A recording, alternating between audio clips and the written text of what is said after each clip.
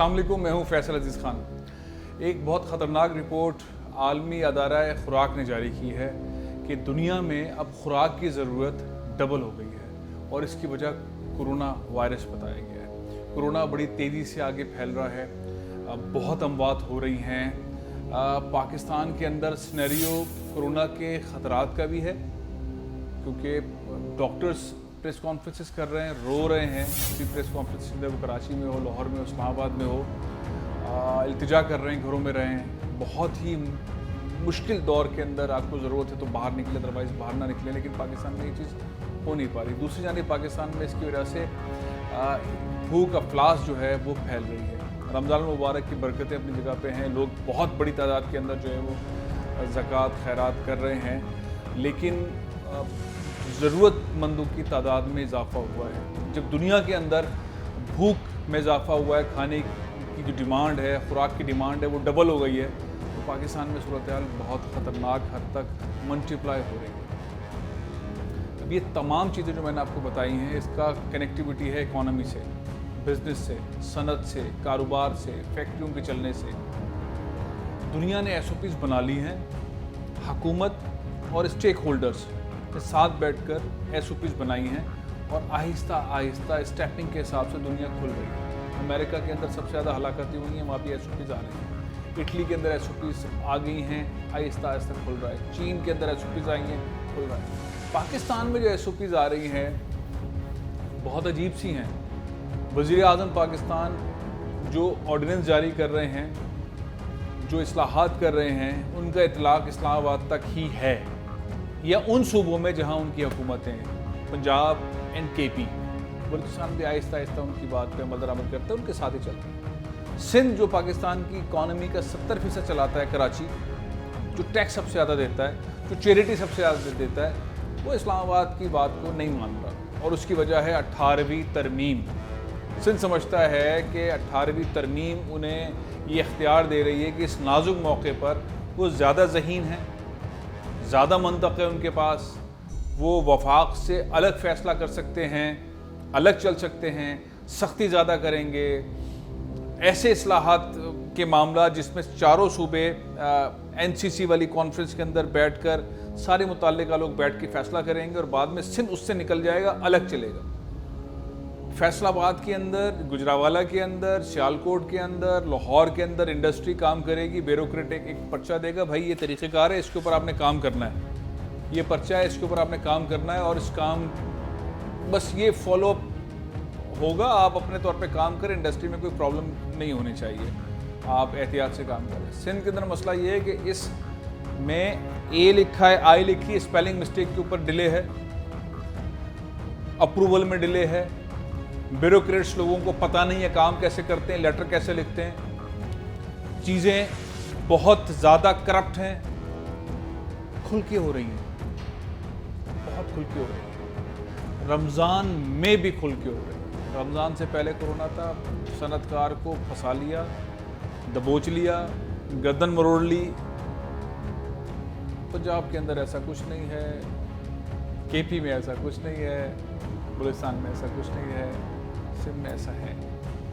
मैं बड़े दुख के साथ भी कह रहा हूँ, सिंध में ऐसा है और बजाय इसको कोई एड्रेस किया जाए, एक फैक्ट्री सनत वाले को खोलने से पहले ये भी कहा जा रहा है कि आप डोनेशन दें, 2 करोड़ रुपए दे दें, 3 करोड़ रुपए दे दें, 4 करोड़ रुपए दे दें, 50 लाख दे दें डोनेशन। अच्छी बात है। ये सबसे ज़्यादा चैरिटी करने वाले कराची के तो सनतकार हैं। ज़कात खैरात करने में के चैम्पियन कराची के ही तो लोग हैं, लेकिन करते अपने मन से हैं, सूरत हाल देख कर करते हैं, ईमानदारी से करते हैं, डोनेशन भत्ते के तौर पर नहीं देते। तो एक ऑफ द रिकॉर्ड पीछे एक सिनेरियो सख्त चल रहा है जो पाकिस्तान की इकॉनमी को डैमेज कर रहा है, जो डायलॉग को डैमेज कर रहा है। फिर एक अंडरटेकिंग है, एक डॉक्यूमेंट है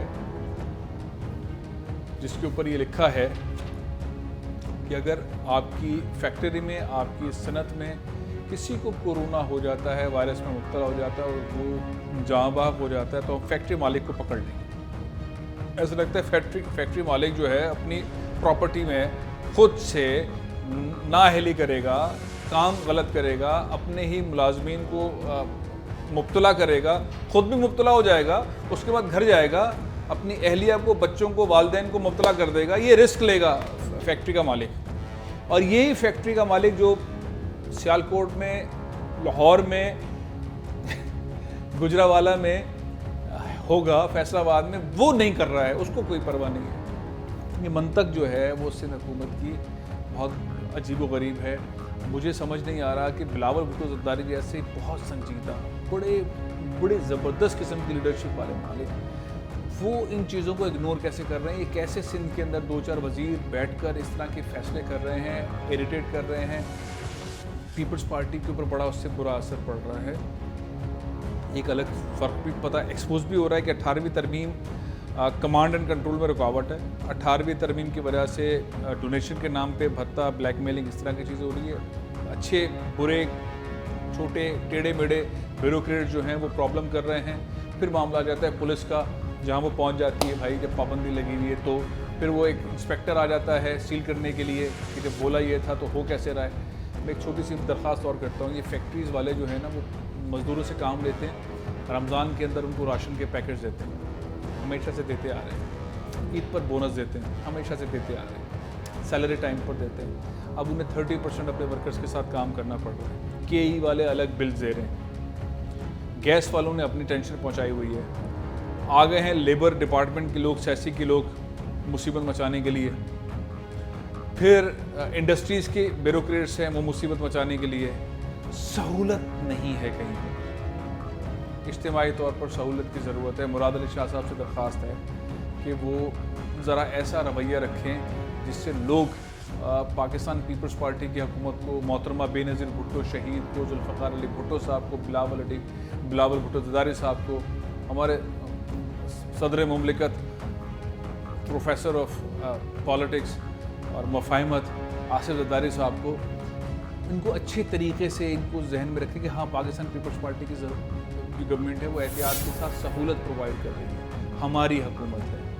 ऐसा रुझान पैदा ना हो कि इनका ताल्लुक़ नहीं है यहाँ से और ये जबरन, मजबूरन, ब्लैकमेलिंग और अथॉरिटेरियन स्टाइल के अंदर सिस्टम को चलाने की कोशिश कर रहे हैं। वो वाला रुझान जो है उसको दूसरा तबका जो है वो फ़ायदा उठाएगा और एक अच्छी हुकूमत जिसके ऊपर बहुत सारे मामलात हैं, लेकिन उसको इस ज़ुमरे के अंदर भी जो है वो रगड़ा जाएगा। पॉइंट है समझने का। बात मैंने शुरू की थी भूख से। सारे दुनिया के अंदर खुराक की कमी हो रही है। जितनी खुराक की ज़रूरत थी अब डबल ज़रूरत है। पाकिस्तान में भी खुराक की ज़रूरत ज़्यादा है, रोज़गार की ज़रूरत ज़्यादा है। कराची रोज़गार देने वाला शहर है। कराची की सनतें पाकिस्तान को टैक्स देती हैं। कराची के सनतकार चैरिटी करते हैं। कराची के लोग उसमें आगे बढ़कर आते हैं। बहुत बुरी तरह फंसे हुए हैं हुकूमत की पॉलिसीज़ की वजह से। बहुत सख्त पॉलिसी है, गैर ज़रूरी पॉलिसी है। अच्छाई की तरफ आपके लिए कोई नहीं देख रहा है। जो शुरू में आपने चंद अच्छाइयाँ की थी वो ख़त्म हो गई, पुरानी बात हो गई।